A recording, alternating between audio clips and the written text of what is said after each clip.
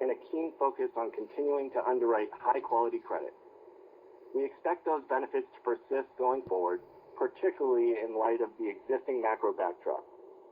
For Q2, we expect another strong quarter of growth with $330 to $340 million of adjusted net revenue, up 39 to 43% year over year, and expect $5 to $15 million of adjusted EBITDA.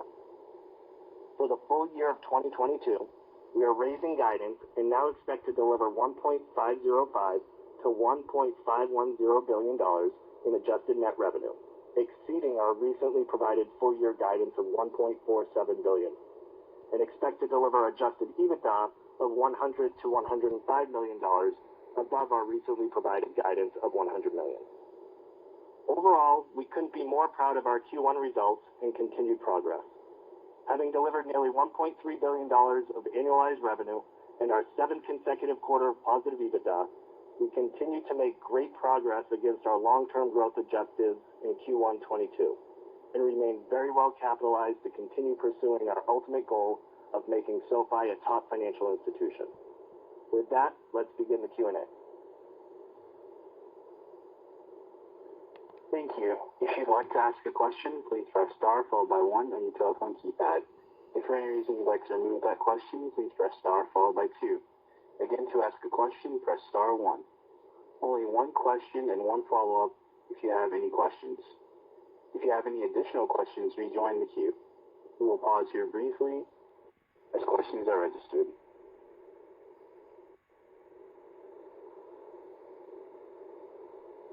Our first question comes from Dan Dolev with Mizuho. Please proceed.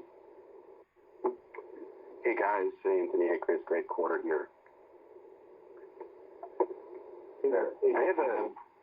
Hey guys, I have sort of like maybe a longer term question, and I think I was actually surprised to see the stock trade down today so much, and I think a lot of it had to do because you reported after Upstart, and I think there's a lot of confusion out there in the market from from the calls that we're getting from investors about the nuances and the differences between the quality of SoFi and some of your competitors. Can you maybe talk to what people are misunderstanding here and what they're missing when they're sort of putting you in that group?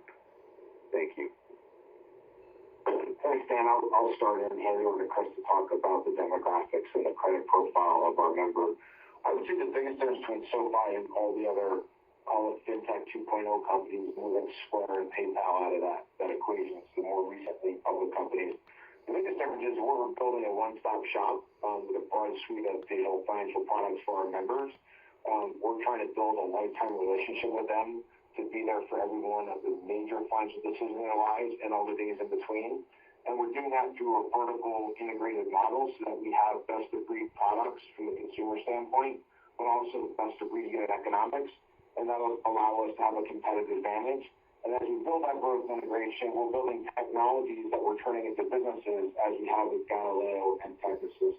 And that results from a financial standpoint with a highly diversified business. Within our lending segment, we have 4 different types of loans. We're not just in personal loans, we're also in student loan financing, we're in school loans, and we're in mortgages. Within the technology platform, there's 2 primary businesses there, but there's more to be added in Technisys and Galileo, and they're incredibly complementary. It's a very high margin business, accelerates our rate of innovation, giving us a low cost advantage, and giving us a return on our own technology development and lifting the all boats for the industry. And our third segment, the financial services segment, is highly diversified with SoFi Checking and Savings, SoFi Invest. Even within SoFi Invest, we're not just in crypto, we're not just in single stocks, we're also in ETFs, we're also in robo accounts. And then we have a credit card, which over time will build out that portfolio. We have one today. We also do insurance as a lead generation business. We have the Lantern and related businesses. So we're very diversified. And one of the biggest reasons why we've been able to navigate the challenges of the last 4 years, and there have been multiple challenges every year, whether it's economic or industry related or credit related, is because we have that diversification and can reallocate our resources to where the best growth opportunities are. And that's why we continue to deliver record revenue despite the negative impact of the student loan moratorium. The last big thing I'd mention, and Chris will give you the details, is we're going after a high-end customer, mass affluent, high net wealth individuals. that have a great credit profile, high income, and they need the products and services that we've developed, and most of the big banks have walked away from that broad suite of products. They don't offer mortgages, they're not in brokerage, or they don't have personal financial management, or they don't have career advice. And so, that results in us having a pretty diversified business. We've been EBITDA profitable for the last 7 quarters, and we're on our way to being GAAP profitable, and we're generating positive cash flow, building EBITDA less CapEx, and building our book value. And we have substantial book value. But that's the sort of biggest way to describe how we're positioned, and we'll have Chris give you the details on our income and our credit profile. Yeah, thanks, Dan. What I would say is, just echoing what Anthony said, our demographic and credit profile of our member base is extremely strong, and we see that playing into our results. The weighted average income of our student loan refinancing borrowers is $170,000 with an average FICO of 775. The average income of our personal loan borrowers is $160,000 with an average FICO of 746. And then our overall credit profile and risk metrics are trending really well, both on a year-over-year and sequential basis. In terms of 90-day delinquencies, our PL 90-day delinquencies are at 14 basis points, which is down year-over-year and sequentially. And our student loan refinancing delinquencies remain really healthy at just 5 basis points. And then from a charge-off perspective, those remain really healthy as well and are trending in the right direction, with our personal loans annualized charge-off at 1.04%, and student loan at 27 basis points. And the last thing I'd add is we have the most unique funding strategy and distribution strategy that makes us a low-cost operator in lending.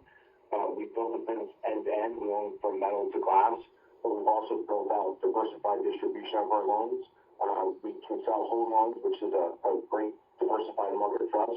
We can hold loans because we're a bank who use deposits to fund them at a low cost, and we can access the ABS market if and when we think it's appropriate. And so we have a great competitive advantage in low cost, but also an ability to get really strong premiums for the credit that Chris just described through the broad distribution we have from our capital markets. Got it. Thank you. Super helpful. And can I ask one quick follow-up here?